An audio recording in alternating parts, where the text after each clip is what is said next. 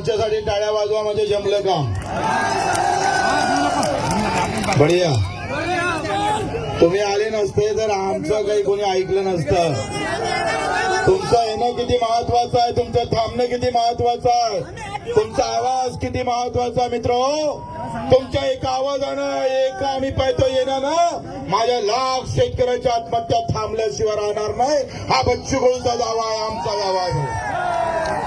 तुम्ही स्वतःला कमी नका समजू. अरे आज आम्ही पाहतो या बहिणीनं जे ना हा हिरवा धागा बांधला ना, हिरवं ते तिच्या साडीचं जे पदर फाडून मला बांधलं ना, तिनं शपथ घेतलेली आहे कर्ज माफी शिवाय वापस येऊ नका असं त्या बहिणीनं आम्हाला म्हटलेलं आहे. तिचा शब्द जर खरा करायचा असेल तर मा कसम तुम्हाला आव्हान आहे. मला माहित आहे त्यातले काही लोक घरी जायच्या घाईनं येणार आहे, जाणार आहे.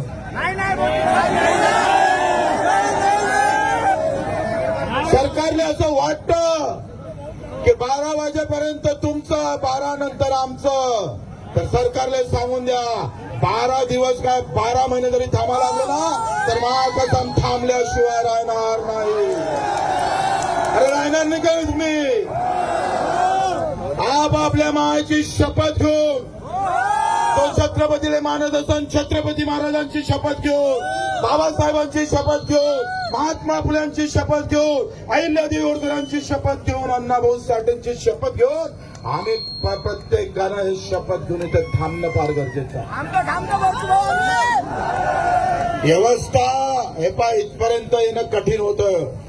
काल बावनकुळेचा डाव असा होता का आम्हाला तिकडे समोर बोलावचं. राजाभाऊला फोन आला, तुटकरजी आहे, नवल्याजी आहे, वामनरावजी आहे, जानकरजी आहे, क्षीरसागरजी आहे, गुरुजी आमचे मित्र. काय गेम होता माहिती आहे का? यांना रस्त्यावर जळवायचं. आम्ही त्यांना असं वाटलं का गडी येईन तिकडे, पण सगळ्यांना निर्णय घेतला आपण तिकडे जायचं नाही, त्यांना इकडे बोलावल्याशिवाय हटायचं नाही. फक्त एक विनंती आहे, हे जे खाली बसले आहे ना तुमचे ते भाऊ एक ऐका, तुम्ही थोडं खाली बसा. हे कार्यकर्ता मीडियावाले राहू द्या ना फक्त. सत्य तुम्ही बसा पाहिजे. दुधाने साहेब तुम्ही जिल्हा प्रमुख आहे, बसा. काय हरकत आहे? मी बसतो रे, काही हरकत नाही. काही कमीपणा नका समजू रे स्वतःला. बसा बसा भाऊ, बसा. बस ना दादा, तू कोण उभा? बस बस बस बस बसा ना भाऊ, बसा बसा. ते मागचे लोक हा सोडून के बस खाली. बस ना रे. काय तू काय असं करताय? बस ना दादा. तुम्ही लई मोठे भोपनजी आहे का? बसा खाली. अरे बसा खाली. बस बसा थोडं बसा ना. हो भाऊ बसा ना. अरे आता बसू शकत नाही तर मग रात्र आहे रे बाबा शिल्लक अजून. बसा खाली. बसा थोडं हवा येऊ देता इकडे तिकडे. थोडं बसा आधी. हा जमलं. इथं दिव्यांग बांधव आहे. खरं तर माहित आहे हे दिव्यांग किमान इथं 10,000 दिव्यांग आले असेल. 10,000 गेले पाय नाही, ऐकायला येत नाही, बोलता येत नाही. आमचे काही दिव्यांग असे आहे का अजूनही घासत इथं आलेले आहे. त्याच्यासाठी एकदा टाळ्या वाजवा. ये आहे बा तुमची. अरे पाय नसणारा माणूस जर महिना आम्ही पाहतोय प्रवास करून येत असेल तर क्या होगा बहिणजी? आता इथं कुठं जायची कशी व्यवस्था आम्ही पाहतो, सांगतो आम्ही. आता लक्षात घ्या, हे सगळ्या कार्यकर्त्यांनी काल आम्ही निघालो. आमचा बेत होता 1000 ट्रॅक्टरचा आणि मार आमचा तो प्रदीप बाणचा, दिनेश आमदारे असेल, तुमचा तो दीपक मोरे, आम्ही ते जाधव आणि आमच्या जिल्ह्यातले म्हटलं आपल्या जिल्ह्यातले तरी 1000 निघाले पाहिजे रे. एका कार्यकर्त्याचा फोन आला, भाऊ बच्चू भाऊ म्हणे पैसे नाही आहे खिशात, पण ट्रॅक्टर आल्याशिवाय राहणार नाही. आणि गळ्यानं आम्ही सांगतोय मंगळसूत्र मोडून, मला माहित नव्हतं मंगळसूत्र मोडून इथं आलेलं आहे. लक्षात ठेवाय किती महत्वाचं आहे. त्यांना आपल्या बायकोचं मंगळसूत्र म्हणून इथं ट्रॅक्टर मध्ये आलेलं आहे. ही लढाई सोपी नाही आहे. प्रत्येकाचं बलिदान द्यावं लागेल. प्रत्येकाला आम्ही पाहतो तिथलं योगदान तेव्हा समर्पित भावना द्यावं लागेल. भाऊ असं नाही आले गेले बसले मग चालले गेले रे, एवढा सोपा विषय नाही आहे. एक तर लढाई उभी नाही राहत भाऊ. आणि राहिलेली लढाई जर आम्ही पाहतोय जर अशीच खचून गेली. आमच्या दिवसाचे संजय भाऊ देशमुख असन, तो प्रणय कडू असन वरुडचा, या सगळ्या लोकांना धामणगावचा हिंडवे असन, बल्लभाऊ दिवस 130 सभा आपण घेतल्या. या सगळ्यांच्या सहकार्यानं आमच्या सगळ्यांच्या पाठिंब्यानं आज जे घडतंय हे श्रेय एकाचं नाहीये भाऊ. हे जे काही कर्जमाफी होईल हे तुमच्या येण्यामुळे झाल्याशिवाय राहणार नाही. आपका श्रेय होत नाही. तुमच्यामुळे हे शक्य आहे. ज्या ज्या कार्यकर्त्यांना मेहनत घेतली त्या कार्यकर्त्याला आम्ही पाहतोय आयुष्याची पुण्य भेटल्याशिवाय राहणार नाही. त्यामुळे फार महत्वाचं आहे. तुम्ही छत्रपती शिवाजी महाराजांचा इतिहास वाचा. तो समोर ठेवून थांबावं लागणार आम्हाला, त्यावर भर द्यावं लागणार आहे. हे थोडे थांबा रे, तुम्ही बसा ना प्लीज. बसा ना भाऊ, असं काय करता? थोडं बसा ना, ते मागलेले दिसत नाही ना प्लीज.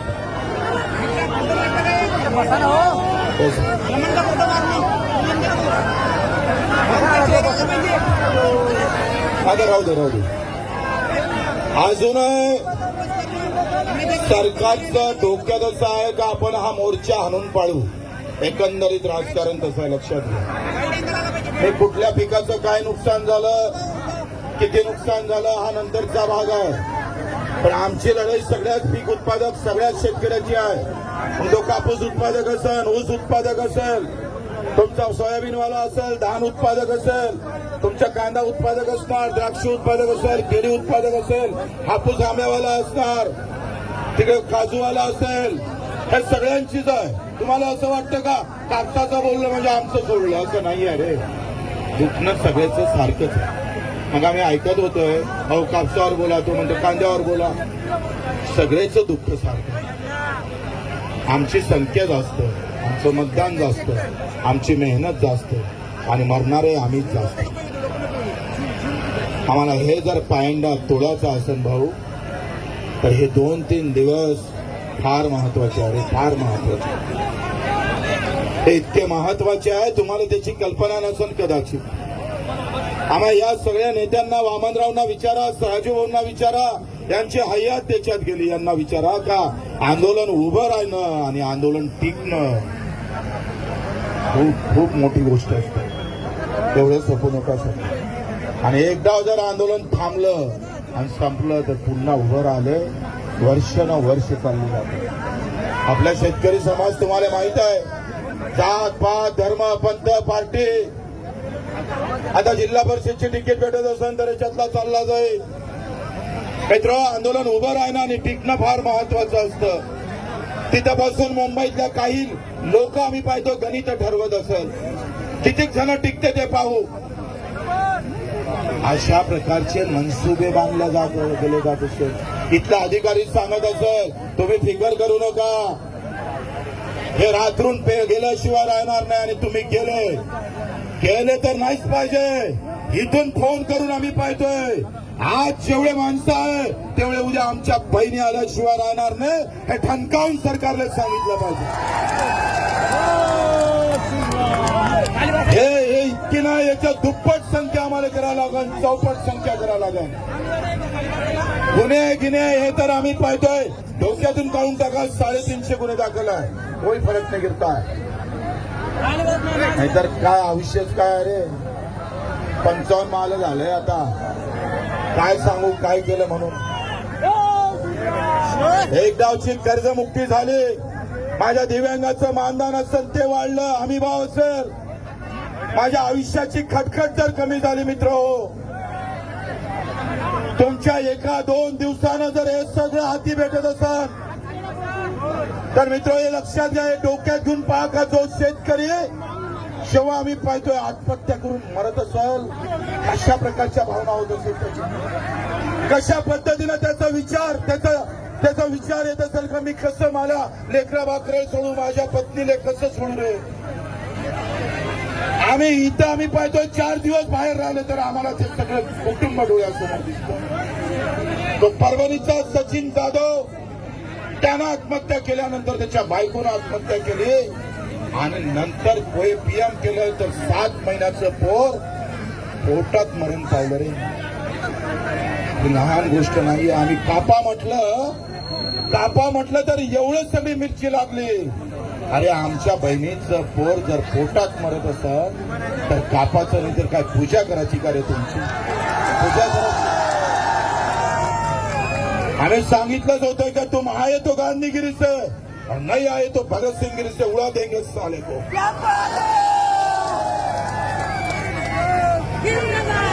ही लढाई तुमच्या आमच्यासाठी, आमच्या आयुष्यासाठी, आमच्या सगळ्या येणाऱ्या पिढीसाठी किती महत्वाची आहे. निवळ कर्जमाफी नाही, कर्जमुक्ती नाही, निवळ आम्ही हमी भावाची नाही. तर शेतकरी जिवंत आहे हे सांगण्याची लढाई आहे. लक्षात हम अभी जिंदा आहोत. आम्ही जिवंत आहे सांगण्याची लढाई आहे भाऊ. पैसा नाहीये असं जर तुम्हाला वाटत असेल तर आताच सांगितलं 85,000 कोटीचा शक्तीपीठ करायची गरज नाही. 64,000 कोटी एकट्या मुंबईला आम्ही पाहतो. याच बजेटमधून सरकारनं दिले 64,000 कोटी. ज्या मुंबईचं स्वतःचं बजेट 1 ते 1.5 लाख कोटीच्या घरात असत त्याच मुंबईच्या घरात आम्ही पाहतो राज्य सरकार 64,000 कोटी देतं. तुमच्यासोबत भेदभाव होतं. तुमच्याला काही किंमत नाही, आपली काही अवकात नाही असं सरकारले वाटतं. थोडं बारकावे डोक्यात रात्रभर चिंतन करा. आपली अवकातच संपून टाकण्याचा विचार सरकारचा एकंदरीत आहे, पक्षांचा आहे. आज हे सगळे नेते आम्ही पाहतो एकत्र काय येतंय. हे काही राजकारणासाठी येत नाही भाऊ. तुमचं आमचं मरण रोज ते पाहतोय. नंतर आम्ही पाहतो एवढ्या सगळ्या नेत्यांनी एकत्र यावं, हे आंदोलन करावं. आयुष्य देशात गेलं ते पुन्हा उभं राहावं. एवढ्या सगळ्या प्रामाणिक भावनेतून हे लोक आले. त्यांची किंमत खऱ्या अर्थानं अजून मजबूत झाली पाहिजे. कोण मोठं कोण लहान नाही हे महत्वाचं नाही. आमच्या वेदना किती महत्वाच्या आहे हे समजलं पाहिजे. वेदना प्रचंड आहे. पिकवल्यानंतर त्या दिवशी आम्हाला एक महिला भेटली आणि बच्चू 500 रुपये सोयाबीन विकावं लागली. 6 क्विंटल सोयाबीनचे पैसे 3,000 रुपये आले. फक्त रडत होती. किती दिवस हे रडणं ऐकायचं आपण? किती दिवस आम्ही हे सहन करायचं? आता जुळलंच आहे सगळं तर मागं हटायचं नाही हे सांगायला खास करून उभं राहिलं. तुमची गैरव्यवस्था होईल मान्य आहे. तुम्हाला असं वाटेल का हे सगळी घाम येते, पाण्याची प्याची सोय नाही, जेवणाची सोय नाही, जेवण कुठे भेटणार? आम्ही जेवणासाठी आलो नाही. एका दिवसाच्या जेवणाची लढाई नाहीये. माझ्या आयुष्यभराच्या जेवणाची व्यवस्था आम्हाला करायची. आम्ही पिकवलेल्या एका दाण्याचा खऱ्या अर्थानं मोल आम्ही समजून घेण्याची खऱ्या अर्थानं वैचारिक बैठक तुम्हाला डोक्यात घ्यायची. आणि असं थोडं लागत असेल का आता इथं काही थांबून फायदा नाही. मित्र, काही कार्यकर्ते जाताना मला दिसले काही फोन आले टोल नाक्यावर, या गावच्या गाड्या गेल्या बच्चू. बरोबर नाहीये. तुम्ही बोलणार हातवर ते तुम्हाला काय वाटणार? आपल्या एकानं गेलं तर काय फरक पडतो रे? तोय जाईन हाय जाईन. उलट टिकून कसे जास्त येणार. ग्रामपंचायत कर्मचारी आहे बिचारे. गावागावात जाऊन त्यांनी हे सगळं आंदोलन पेटवलं, दवंड्या दिल्या. मित्र लक्षात घ्या. आणि म्हणून ह्या आंदोलनाची धार जर कायम ठेवायची असेल आणि कर्जमुक्ती जर हातात घ्यायची असेल तर आजच्या दिवसासोबतच येणारे दिवस तेवढेच महत्वाचे आहे. तुमची एवढी सगळी गर्दी म्हणून आम्हाला वाटत नव्हतं एवढे तुम्हीच सगळे येणार म्हणून. पण तुम्ही कमाल केली. स्वतःच्या पैशाने आले आणि आले तर असे आले का 4 दिशा भरून टाकल्या तुम्ही. 4 दिशा भरल्या. कारण नेहमी कार्यकर्ते म्हणायचे बच्चो या संघ शेतकऱ्याच्या याच्यात किच्यात काही पडू नका भाऊ तुम्ही. हे ना आंदोलनात येत ना मत मारत म्हणे. पण आज सांगतोय मान गए बच्चू कडूचा तुम्हाला मानाचा सलाम सलाम मानावं लागेल तुम्हाला. घरची परिस्थिती नाही, काही नाही. मला कर्ज माफ होऊन का नाही, तो रिजवान आहे माझ्यासोबत, तो केड्याचा केडी विकतोय आणि आंदोलनात आहे कर्जमाफीच्या. वा, हे विचार आहे. असे कित्येक कार्यकर्ता आहे, कित्येक कार्यकर्ता आहे. आणि म्हणून आपण सर्वांनी, मला वाटते भाषण ऐकून संपले का मग असं थोडं थोडं करून असं जाण, तर हे कॅमेरे तुमच्यावर लागले आहे भाऊ. सगळ्यांना सांगा, राहणार का नाही राहणार. अर्ध्यानंच हात वरते केले. अरे थांबणार आहे का नाही आहे, सगळे थांबणार आहे. तिकडे वरचे तुम्ही थांबणार आहे का बोर झालं तुम्ही. हा बोर व्हायचा प्रश्न नाही आहे. तुम्ही इतिहासाच्या पानावर तुमचं आम्ही पाहतो हे आंदोलन एक नवीन इतिहास रचल्याशिवाय राहणार नाही. बदलत्या काळामध्ये जाती धर्माचे भांडणं लागले, जाती धर्माचे मोर्चे निघाले लागले, पण माझ्या शेतकऱ्याच्या शेतजमिनीच्या प्रश्नाचे मोर्चे मात्र थांबले होते. ते येऊ द्या, ते आम्हीच बोलावलं, त्याला काही उठवलं का. बसा खाली, बसा बसा खाली बसा. तो फक्त लाईट आणलाय त्यानं. आणि काही अफवा येईल, काही लोक अंदर घुसलेले आहे, मुद्दामून भांडणं कराले तुमच्या सोबत, तुम्हाला शिव्या देईन. होय, मी शेतकऱ्याचा असं म्हणायला आता मला मेसेज आला आणि वाद केले त्यांना मुद्दामून. असे काही लोक येणार आहे आजूबाजूला, लक्षात ठेवा. एवढं मोठं आंदोलन ताकदीचं एका लहानशा कारणावरून खतम नाही झालं पाहिजे. थोडं डोकं लावून वापर करा, थोडं डोकं वापरणं फार महत्वाचं आहे.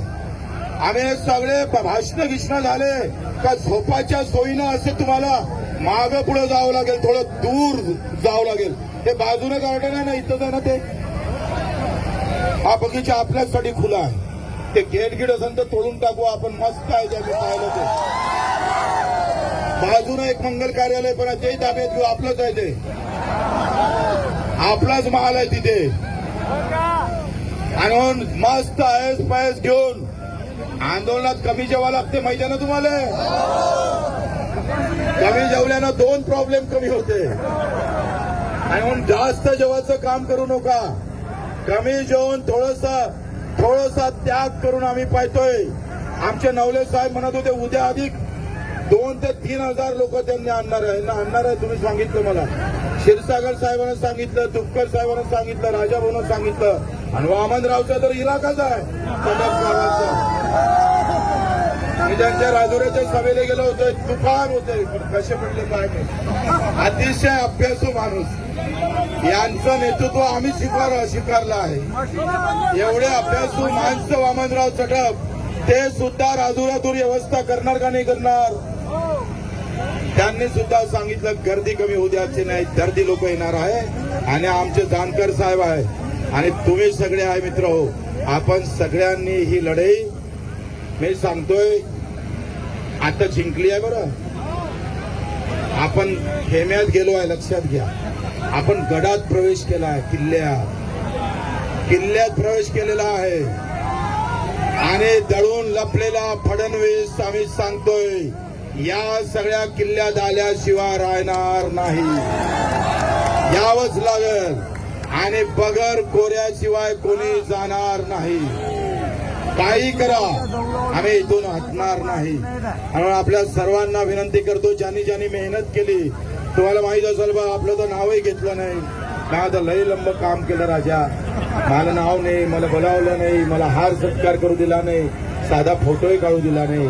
पण लहानशा गोष्टीत आम्हाला डोकं घालायचं नाही, या लक्षात. ही लहानशी गोष्ट. आम्ही कोणाच्या मान सन्मानासाठी हा विषय आपण इथे काढलेला नाहीये. काँग्रेसला पाठिंबा दिला, राष्ट्रवादीला पाठिंबा दिला. आणि जमलंच तर उद्या परवा नाही झालं, आतापासून फोन करणं सुरू करा. कधी महाराष्ट्रात चौफेर चक्का जाम करायची वेळ आली तर घरी बसलेल्या आमच्या सगळ्यांनी तो चक्का जाम केला पाहिजे. प्रत्येक रोड आम्ही पाहिजे जाम झाला पाहिजे. आणि सरकार जर उद्या मानलं नाही 12 वाजेपर्यंत, आता आम्ही पूर्ण टायर आम्ही पाहिजे जाम केले आहे. हैदराबाद रस्ता जाम झाला, भंडारा जाम झाला, MP जाम झालं, छत्तीसगड जाम झालं, श्रमोदय हायवे जाम झालं, थोडीशी जर गर्दी वाढली तर विमानही जाम झाल्याशिवाय आणि एवढंच जर मानलं नाही तर उद्या मस्त जेवण करू, बाजूनच रेल्वे आहे, पुरा भारत बंद, पूर्ण भारत बंद करू, बाजूनं रेल्वे आहे. आम्हाला ते करायची वेळ आणू देऊ नका. आम्ही रूळच ठेवणार नाही रेल्वेवर. हार उकळून फेकू आता. आम्ही ठरवून चुकलोय. डोक्यावर कफन बांधून आलो आम्ही. तुम्ही शेतीत मारले आम्हाला, आंदोलनातही मारलं तर आम्ही भाग हटणार नाही. मर जाएंगे लेकिन हटने वाले नाही. तुमची सगळ्याची तयारी आहे ना? ताकदीनं जिस तरह से भगत सिंह लड़ा ना, उसी ताकत से हम लड़ने वाले हैं. वही ताकत से कोई कम नहीं होगा. जितना बलिदान चाहे सरकार ले ले, लेकिन हम हटने वाले नहीं है. हटने वाले नहीं है, बिल्कुल हटेंगे नाही. सगळ्यांची तयारी असली पाहिजे. हो, मी तुम्हाला वारंवार सांगतोय, हे लढे आमच्यामुळे नाही, तुमच्यामुळे जिंकणार आहोत. आम्ही तुमच्यामुळे जिंकणार. आणि सगळ्याची तयारी आहे. सूर्याना नाराज आहे. जय जवान, अरे जय जवान. बढिया बढिया, धन्यवाद. आता मला असं वाटतंय सगळ्याचेच प्रश्न आहेत. आम्ही एकाचे प्रश्न इथं सांगू नका.